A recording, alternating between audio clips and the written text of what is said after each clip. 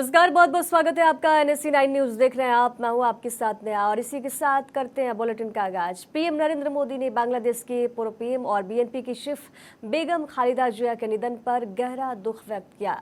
उन्होंने एक्स पर खालिदा जिया के साथ अपनी एक तस्वीर पोस्ट किया और लिखा कि उनके निधन की खबर सुनकर गहरा दुख पहुंचा है। उनके परिवार और बांग्लादेश की समस्त जनता को हमारी हार्दिक संवेदनाएं। ईश्वर उनके परिवार को इस अपूर्णीय क्षति को सहन करने की शक्ति प्रदान करे। बांग्लादेश की पहली महिला प्रधानमंत्री के रूप में बांग्लादेश के विकास और भारत बांग्लादेश संबंधों में उनके महत्वपूर्ण योगदान को हमेशा याद किया जाएगा। इसके साथ ही उन्होंने खालिदा जिया के साथ अपने एक तस्वीर पोस्ट की। उन्होंने लिखा कि मुझे 2015 में ढाका में उनसे गर्मजोशी भरी मुलाकात याद आ रही है। हमें उम्मीद है कि उनकी दृष्टि और विरासत हमारे साझेदारी को आगे मार्गदर्शन देती रहेगी। उनकी आत्मा को शांति मिले।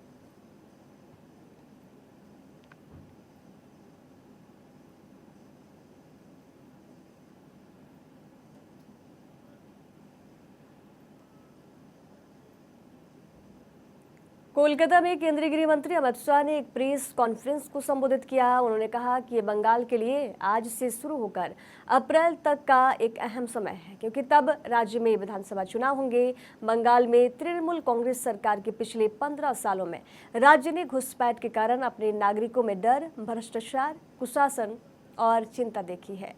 गृह मंत्री ने आगे कहा कि बीजेपी पश्चिम बंगाल के लोगों को भरोसा और वादा करना चाहती है कि जैसे ही राज्य में बीजेपी की सरकार बनेगी, हम बंगाल की विरासत को फिर से जिंदा करेंगे और राज्य में विकास की नदी बहेगी।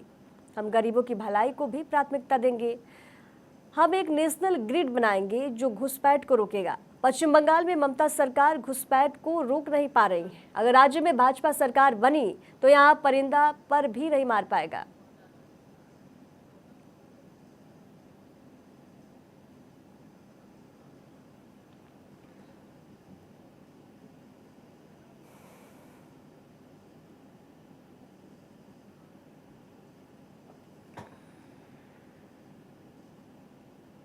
भ्रष्टाचार के कारण पूरे बंगाल का विकास एक प्रकार से थम गया है।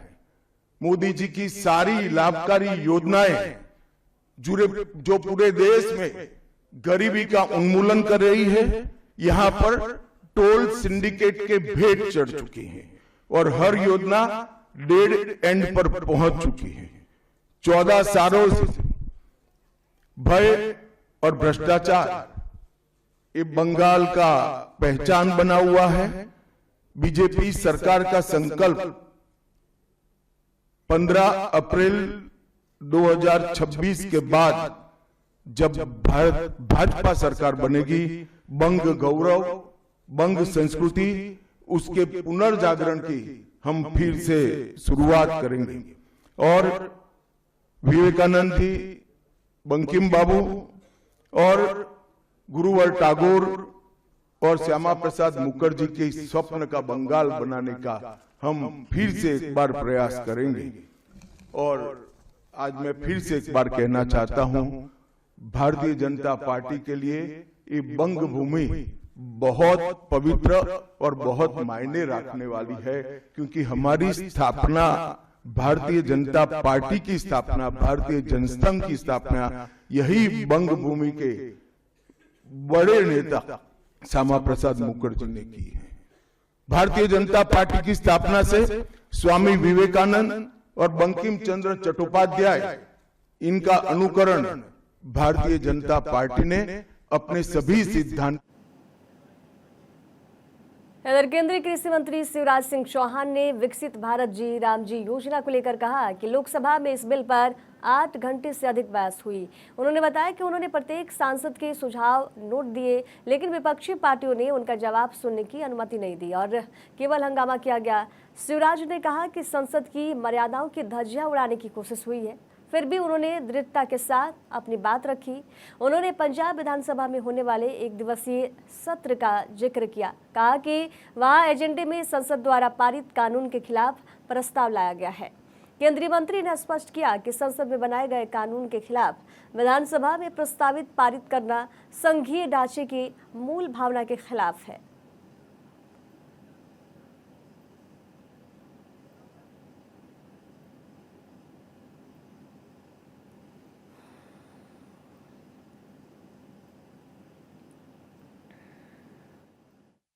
एक स्वयंपूर्ण योजना है।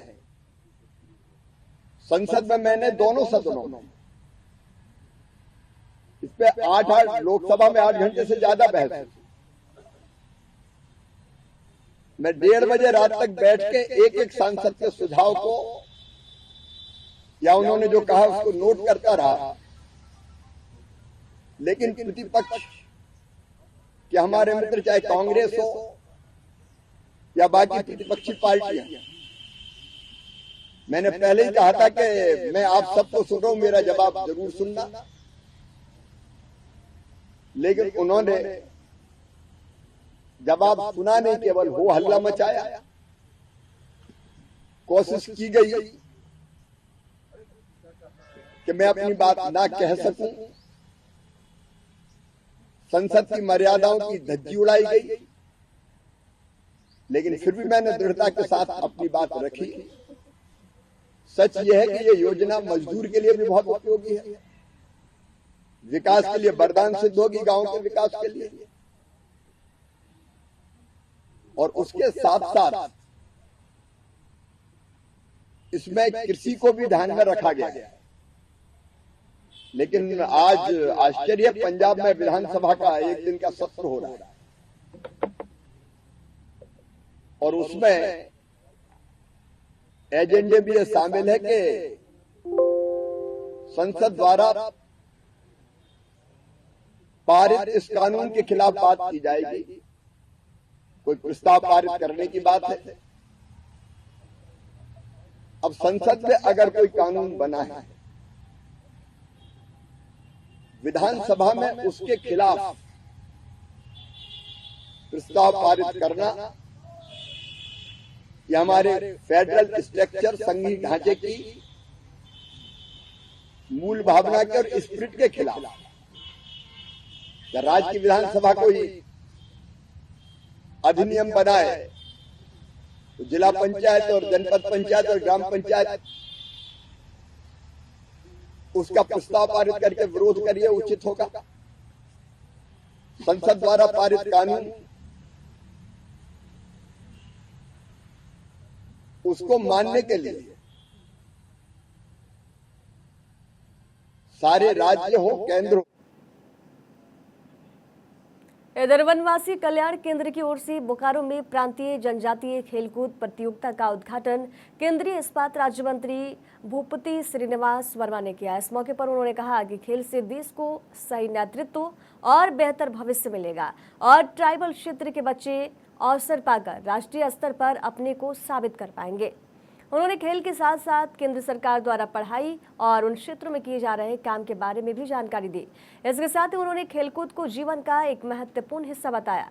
केंद्रीय इस्पात राज्य मंत्री ने ट्राइबल बच्चों के लिए खेलकूद की जरूरत और उसके महत्व पर भी जोर दिया। इसके साथ ही उन्होंने पीएम नरेंद्र मोदी के विजन को भी स्पष्ट किया, जिसमें खेल को खास तवज्जो देने के बारे में जानकारी दी गई। उन्होंने बताया कि पीएम का मानना है कि खेलकूद से ही स्वस्थ समाज का निर्माण हो सकता है।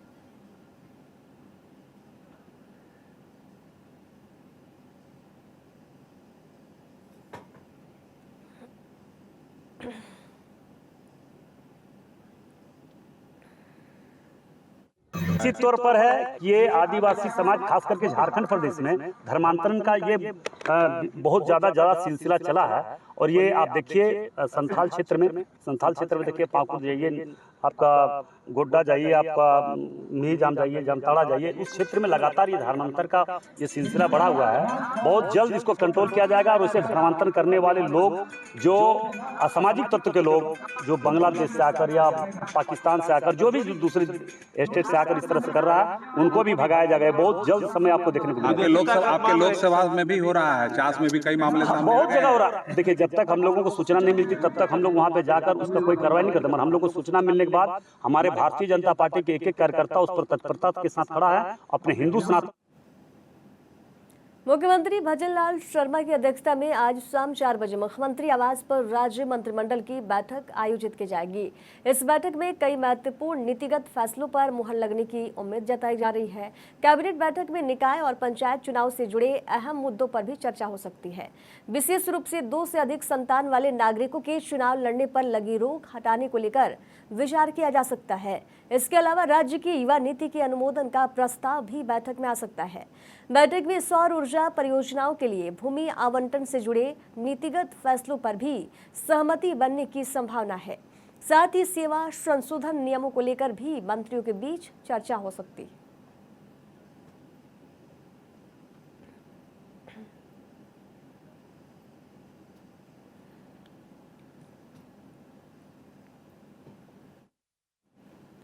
इधर दिल्ली के शिक्षा मंत्री आशीष सूद ने आम आदमी पार्टी पर गंभीर आरोप लगाते हुए कहा कि पार्टी ने दिल्ली के शिक्षक आवारा कुत्तों की गिनती करेंगे जैसे झूठे दावे फैलाकर जनता को गुमराह किया। उन्होंने कहा कि ऐसे बयान आपकी राजनीति का हिस्सा बन चुके हैं और उन्होंने पार्टी को चुनौती दी कि यदि ऐसा कोई परिपत्र है तो उसे जनता के सामने लाया जाए। उन्होंने कहा कि जब रेखा गुप्ता की सरकार इनके खिलाफ कार्रवाई कर रही है तो आप भ्रष्टाचारियों के साथ क्यों खड़ी है। इन्होंने ये तक कह दिया कि स्कूल में कोई बच्चा सांता क्लॉज बनकर आएगा तो उसके खिलाफ कार्रवाई होगी। उन्होंने कोई काम किया नहीं और अब बोल रहे हैं हमारी शिक्षा व्यवस्था ऐसी थी वैसे थी। उनकी शिक्षा की व्यवस्था दिल्ली की जनता ने ही नकार दिया।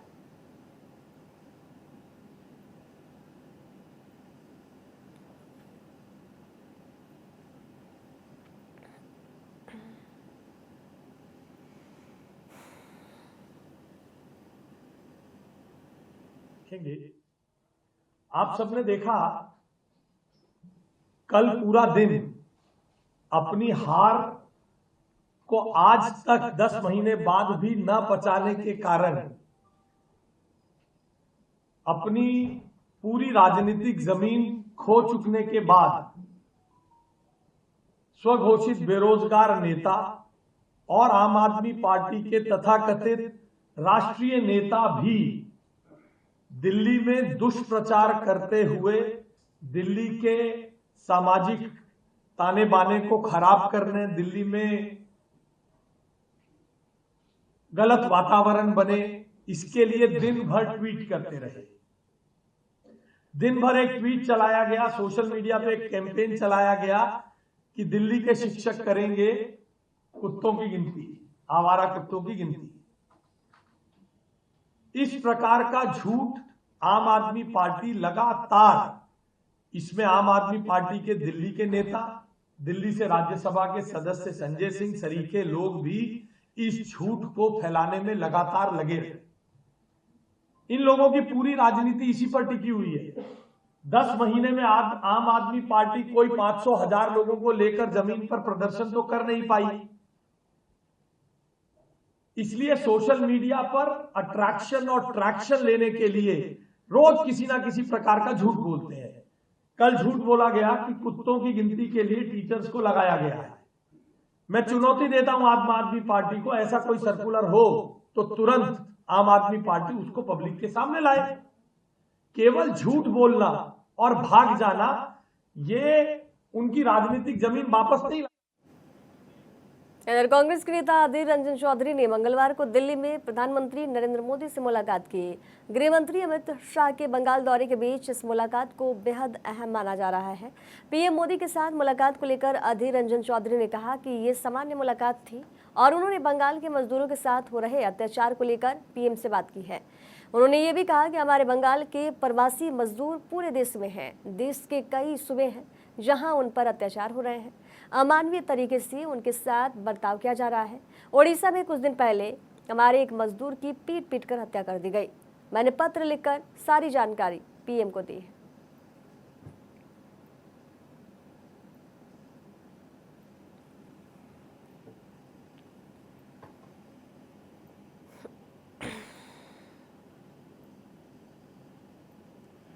मैंने मुलाकात करने गए थे इसलिए मुलाकात हुई।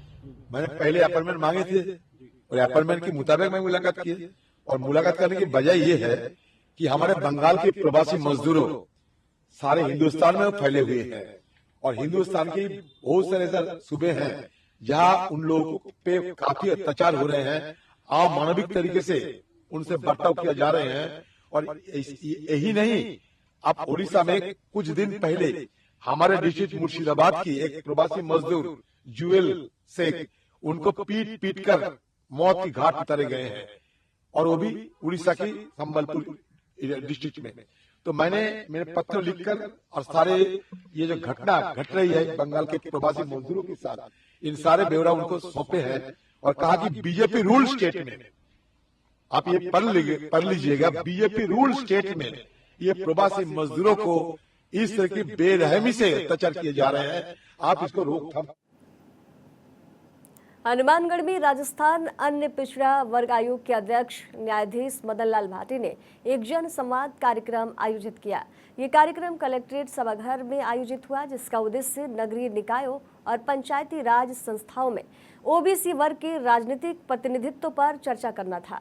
इसमें जनप्रतिनिधियों, सामाजिक संगठनों और आमजन से सीधा संवाद किया गया। आयोग के अध्यक्ष मदन लाल भाटी ने जनसंवाद के उद्देश्य को स्पष्ट करते हुए कहा, इसका लक्ष्य ओबीसी वर्ग से जुड़े क्षेत्रीय मुद्दों, सामाजिक आर्थिक चुनौतियों और विकास की आवश्यकताओं को समझना है। ये एक खुला मंच है जहां सभी प्रतिभागी अपने विचार और समस्याएं साझा कर सकते हैं। उन्होंने बताया कि सर्वोच्च न्यायालय के निर्देशों के तहत आयोग को ग्रामीण और शहरी स्थानीय निकायों में ओबीसी वर्ग के पिछड़ेपन की प्रकृति, तीव्रता और प्रभाव का अध्ययन करना है।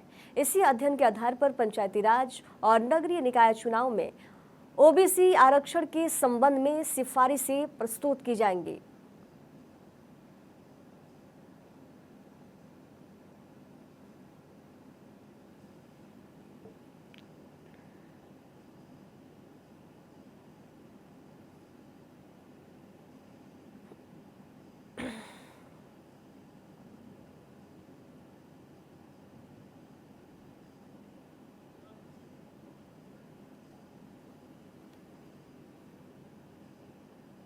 नगर पालिकाओं में चुनाव में रिजर्वेशन देने के बारे में जो बना हुआ है तो उसके परिप्रेक्ष्य में हम जन संवाद परिचर्चा के लिए जिला मुख्यालय हनुमानगढ़ में हम आए हैं, जिसमें जनप्रतिनिधि माननीय विधायक जी भी हैं और भी जनप्रतिनिधि आते हैं। लोगों का रेस्पॉन्स आया, सजेशंस आए हैं, हम इस पर गौर करके हमारी रिपोर्ट राज्य सरकार को करेंगे।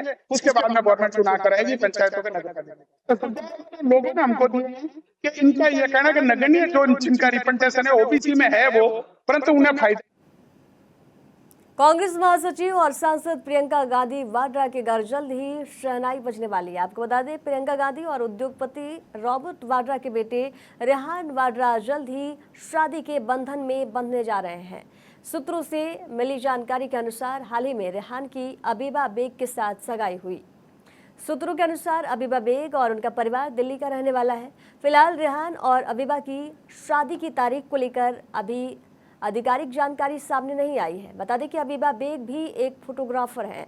पिछले 5 वर्षों में अबीबा ने कई प्रतिष्ठित कला प्रदर्शनियों में हिस्सा लिया है।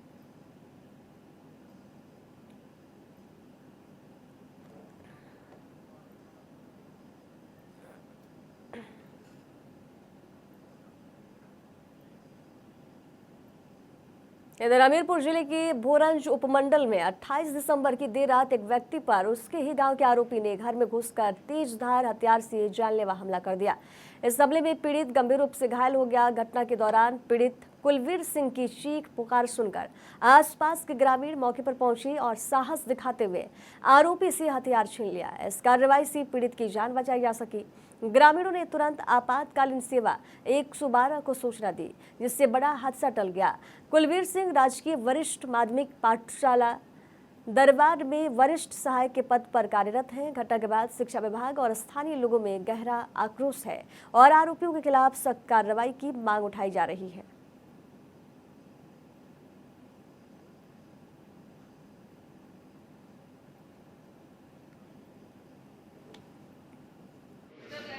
इसके साथ तो कोई नहीं थी। इनका अपना पारिवारिक मामला है, आपस में इनके परिवार में, इनके भाई बहनों में और सब में जो है वो कुछ जमीनी विवाद हो सकता है, लेकिन हमारा तो इनसे कोई जमीनी विवाद क्या, हमारे वो कास्ट के नहीं है, कोई जमीनी विवाद नहीं। इनके आस तो मतलब हमारी जमीन भी नहीं है, तो ऐसा कुछ था नहीं।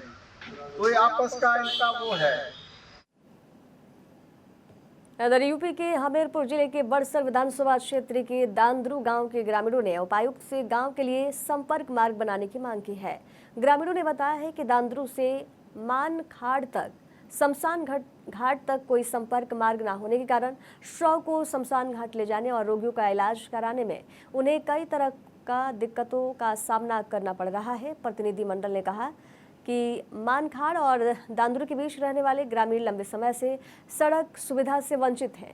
ज्ञापन में बताया गया है कि सड़क के लिए पर्याप्त सरकारी भूमि उपलब्ध है, जो राजस्व अभिलेख में पथ और श्यामलात भूमि के रूप में दर्ज है, लेकिन सड़क निर्माण का काम अब तक पूरा नहीं हो पाया है। ग्रामीणों ने ये भी आरोप लगाया है कि जिस भूमि पर सड़क निर्माण प्रस्तावित है, यहाँ कुछ लोगों ने अतिक्रमण कर रखा है और वे सड़क बनाने के लिए तैयार नहीं हैं। उन्होंने उपायुक्त से जल्द समस्या का समाधान करने और सड़क निर्माण शुरू करने की गुहार लगाई है।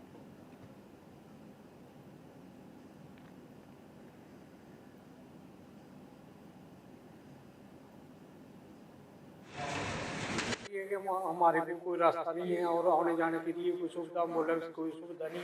जैसे हम शमशान घाट के लिए ले डेड बॉडी लेके जाने का हमारे को कोई रास्ता नहीं है। इसमें छोटा मोटा रास्ता है, उससे हमें भी बहुत दिक्कत है। कोई बीमार मरीज या कोई भी होता है तो कोई जाने में बहुत कठिनाई होती है। हम बीमार भी हो जाए तो कोई कैसे भी ले नहीं जा सकता है। तो इस करके हम धौलपुर जिले के कोतवाली थाना क्षेत्र में 15 दिसंबर को नाबालिग के साथ हुए दुष्कर्म मामले में पुलिस को बड़ी सफलता मिली है। फरार चल रहे आरोपी को हेड कांस्टेबल मनोज कुमार की बहादुरी से गिरफ्तार किया गया। आरोपी महिला का वेश पहनकर गोवर्धन में छिपा था। एसपी विकास सागवान ने बताया कि आरोपी ने नाबालिग और उसके भाई को जेल प्रहरी की नौकरी दिलाने के लिए बुलाया और वारदात को अंजाम दिया। पुलिस को मुखबिर से सूचना मिली है कि आरोपी फरारी काट रहा है। हेड कांस्टेबल मनोज कुमार और एसआई शिव गणेश के साथ कांस्टेबल रविंद्र भी मौके पर पहुंचे, जहां आरोपी महिला के वेश में बुर्का पहनकर बैठे हुए मिला। पुलिस को देखकर आरोपी भाग निकला, जिसका पीछा करने पर हेड कांस्टेबल मनोज कुमार ने आरोपी को गिरफ्तार कर लिया है।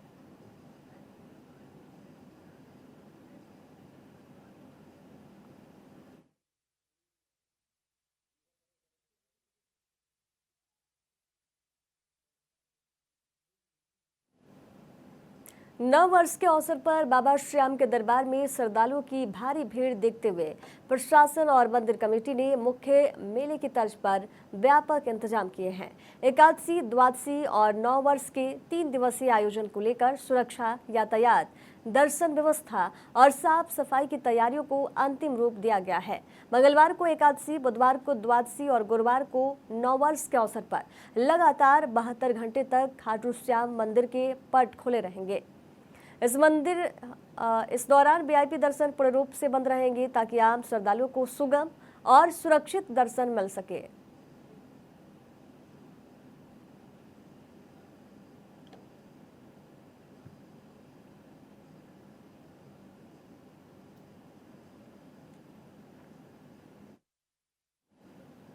जयपुर में अजमेर रोड स्थित राजेश मोटर्स जेसीबी वर्कशॉप में भीषण आग लग गई, जिससे वर्कशॉप और आसपास के इलाके में अफरा तफरी मच गई।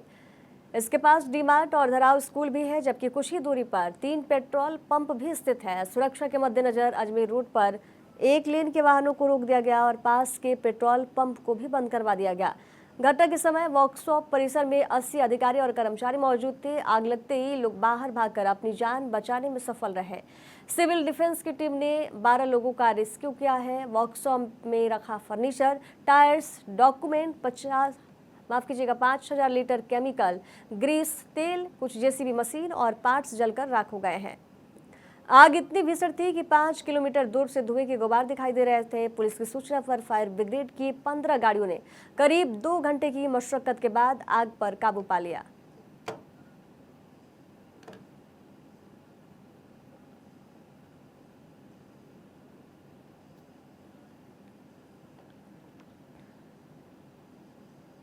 दिल्ली में देश के व्यापारिक भविष्य को नई दिशा देने के लिए 1 से 4 मई तक भारत मंडपम में 4 दिवसीय भारतीय व्यापार महोत्सव का आयोजन किया जाएगा। इस महोत्सव में देश भर से लाखों व्यापारियों की शामिल होने की उम्मीद है। आयोजन को लेकर आयोजित प्रेस कॉन्फ्रेंस में बताया गया कि महोत्सव में 2000 से अधिक स्टॉल और प्रदर्शनी लगाई जाएंगी, जिनके माध्यम से करीब 2 लाख से ज्यादा व्यापारियों को एक साझा मंच से जोड़ा जाएगा। ये आयोजन केवल उत्पादों की प्रदर्शनी तक सीमित नहीं रहेगा, बल्कि व्यापारिक चुनौतियों, नई संभावनाओं और भविष्य की रणनीतियों पर मंथन का प्रमुख केंद्र बनेगा। कैट के राष्ट्रीय महामंत्री और भाजपा सांसद परवीन खंडेलवाल ने कहा कि ये महोत्सव देश के व्यापारिक तंत्र को मजबूत करने की दिशा में महत्वपूर्ण कदम है। उन्होंने बताया कि व्यापारियों की समस्याओं, संगठन को सशक्त बनाने और भविष्य की रणनीति पर गंभीर चर्चा होगी। इसके साथ ही पीएम नरेंद्र मोदी की स्वदेशी बेचो, स्वदेशी खरीदो के संदेश को जन जन तक पहुंचाने के लिए स्वदेशी संकल्प रथ यात्रा भी निकाली जाएगी।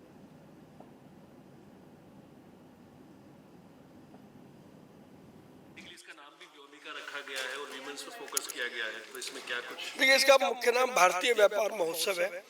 उसके अंतर्गत बहुत सारे वर्टिकल्स हैं अलग अलग, जिसमें youth empowerment, women empowerment, Bharat के जो व्यापार और सर्विसेज जो देश में बनती हैं उनका पूरा फोकस रहने वाला है। और अब तक का देश का सबसे बड़ा भारतीय वस्तुओं का ये प्रदर्शन होगा, जो मई 2026 में 1 मई से 4 मई तक दिल्ली के भारत मंडपम प्रगति मैदान में लगाया जाएगा।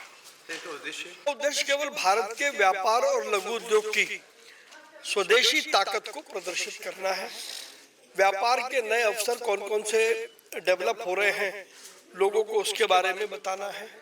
भारत का व्यापार कैसे बढ़े और विदेशों में हमारा एक्सपोर्ट कैसे हो, उन सारी चीजों पर इसका मुख्य रूप से फोकस है। क्लैट को लेके आप अलग अलग जगह जो रथ चला रहे हैं, उसमें कुछ नंबर डिसाइड है कि आपके अलग अलग स्टेट में कौन कौन से रथ चलेंगे, कितने नंबर ऑफ रथ चलेंगे? देखिए, अलग अलग राज्य के हिसाब से रथ चलेंगे। जैसे मध्य प्रदेश बड़ा राज्य है तो वहाँ 2 रथ चले हैं। छत्तीसगढ़ एक राज्य उतना बड़ा नहीं है तो वहाँ पर 1 रथ है। महाराष्ट्र में 1 रथ विदर्भ में चला है, 1 रथ महाराष्ट्र के दूसरे हिस्से में चलेगा। उत्तर प्रदेश में हमारे 2 रथ चलेंगे। तो ये हर राज्य की ज्योग्राफी को देख के ही हम तय करेंगे कि वहाँ पर 1 रथ चलाना, 2 चलाना या 3 चलाना। सर, जो 1 डिस्ट्रिक्ट 1 प्रोडक्ट का भी आपका रहा है, तो उसको भी इसमें इंक्लूड किया जाए? वो उसमें इंक्लूडेड ही है। जो माननीय प्रधानमंत्री जी ने 1 डिस्ट्रिक्ट 1 प्रोडक्ट की बात करी है, उन सबका दर्शन आपको इस भारत व्यापार महोत्सव में मिलेगा।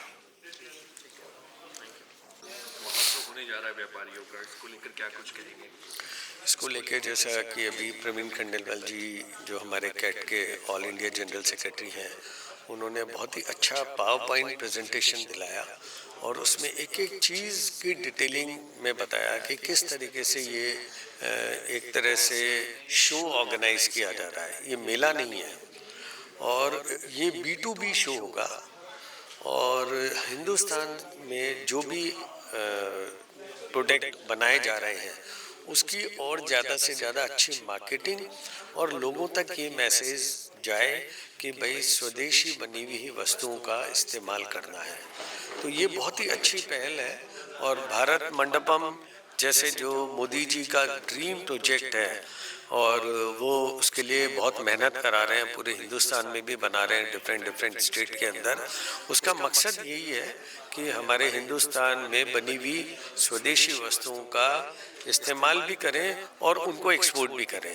तो यहाँ का जो इकोनॉमिक बूस्टअप भी मिलेगा, अर्थव्यवस्था बहुत अच्छी होगी, ज़्यादा से ज़्यादा लोगों को एम्प्लॉयमेंट भी मिलेगा, क्योंकि जब हिंदुस्तान में बनी हुई वस्तुएं ज़्यादा बिकने लग जाएगी तो फैक्ट्री के प्रोडक्शन भी बढ़ जाएंगे।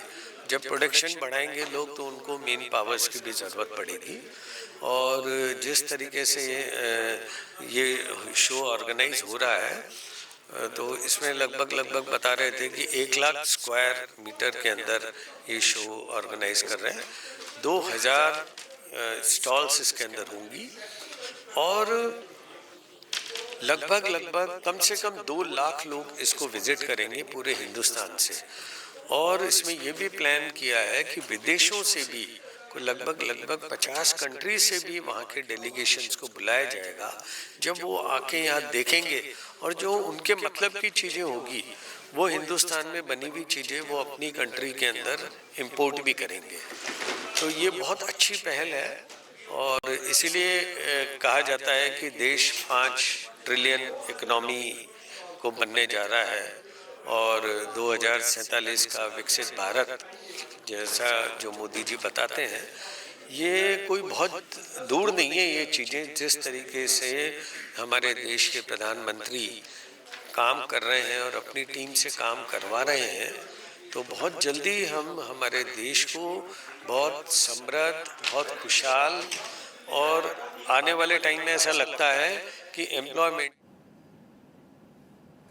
न्यू ईयर 2026 के स्वागत को लेकर जयपुर पुलिस पूरी तरह अलर्ट मोड पर है। जश्न के दौरान शराब पीकर वाहन चलाने, हुड़दंग और ट्रैफिक नियम तोड़ने वालों के खिलाफ सख्त कार्रवाई की तैयारी कर ली गई है। जयपुर पुलिस ने स्पष्ट किया है कि न्यू ईयर सेलिब्रेशन के दौरान नो ड्रिंक एंड ड्राइव नीति पर 0 टॉलरेंस बरती जाएगी। शहर के प्रमुख क्लबों, होटलों और पार्टी जोन के बाहर पुलिस बल और निजी बाउंसरों की तैनाती की जाएगी। इसके साथ ही सीसीटीवी कैमरों के माध्यम से 24 घंटे निगरानी रखी जाएगी ताकि किसी भी अव्यवस्था पर तुरंत कार्रवाई हो सके। खास बात यह है कि नशे में धुत लोगों को सड़क पर भटकने से रोकने के लिए पुलिस उन्हें ई-रिक्शा के जरिए सुरक्षित घर पहुंचाने की व्यवस्था भी करेगी। पर्यटकों की भारी भीड़ को देखते हुए ट्रैफिक नियमों का सख्ती से पालन कराने के निर्देश भी दिए गए हैं और विशेष चेकिंग अभियान चलाया जाएगा। जागरूकता के लिए जयपुर के ऐतिहासिक अल्बर्ट हॉल पर पुलिस ने एक अनोखा अभियान भी चलाया। यहाँ सभी पुलिसकर्मी एक साथ एकत्र हुए और जागरूकता एक्ट के माध्यम से लोगों को संदेश दिया। इस मौके पर मशहूर कलाकार पीके मस्त भी मौजूद रहे, जिन्होंने अपने मजाकिया अंदाज में लोगों को समझाया कि शराब पीकर वाहन चलाने पर न्यू ईयर जेल में ही मनाना पड़ सकता है। हंसी मजाक के साथ किए गए संदेश को पर्यटकों और स्थानीय लोगों ने खूब सराहा और जयपुर पुलिस की इस पहल की तारीफ भी की।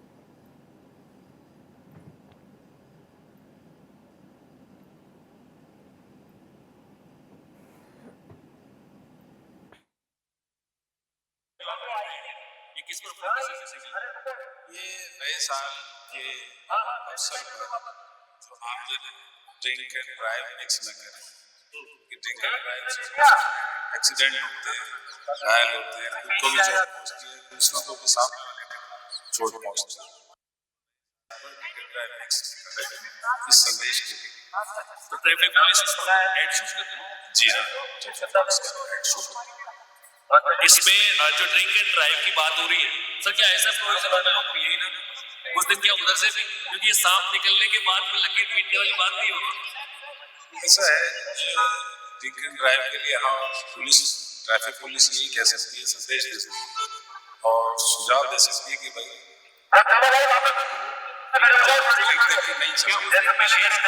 नहीं जाएंगी जो लोग ठेकों पर बिल्कुल कार्रवाई की जाए, उसमें ऐसा है समझाइश भी की जाए, समझाइश के साथ साथ जांच जरूर पड़ेगी। कोई नियमों का उल्लंघन करता है तो समझाइश के साथ साथ उनके नियमों के अनुसार कार्रवाई। आज हमने चाह रहे हैं कि नए साल से हम एक नई शुरुआत करें, लोगों को नशे से दूर करने की कोशिश करने की ये मुहिम थी। तो उसमें हमने लोगों को समझाया कि don't mix drink and drive. तो लोगों को क्या होता है कि नीट पीने की आदत है, वो मिक्स नहीं करते। तो हम चाहते हैं कि प्यार मिक्स करें और बच्चों के लिए संसार को सुखी बनाएं और बहुत बढ़िया से शराब का नशा या किसी भी तरह का नशा अवॉइड करें और जीवन को खुशहाल बनाएं। और ये काम हम सबके साथ मिलने से ही होगा। तब मीडिया इसमें बड़ा अहम रोल अदा करता है, क्योंकि हम चले तो आंधियां क्या तूफान संग में चल पड़ेंगे, सागरों की बात क्या हिमगिरी भी ढल पड़ेंगे। ये ना सोचे ये निशाएं पथ हमारा रोक लेंगी, हम चले तो हम डले तो सूरज हजारों चल पड़ेंगे। तो सब सूरजों को चलना होगा और नशे को भागना होगा, उसको राख कर देंगे। किस तरीके से समझाना चाहेंगे कि इस न्यू ईयर में नशा ना करें, इसकी शुरुआत। तो यही बात मैं उन सबको कहता हूँ कि जिनकी घर में छवि अच्छी होती वो भी नशा कर लेते हैं। तो घर वालों की तरफ से उनको यही संदेश होना चाहिए कि हम आपको रब समझते हैं, आप हमें कब समझते हैं। तो अपने घर की भावनाओं को समझे और देश को बिल्कुल नशा मुक्त कर दें। ठीक है जी। खबरों के सफर में दीजिए जाने की इजाजत। देखते रहिए NSC 9 न्यूज। नमस्कार।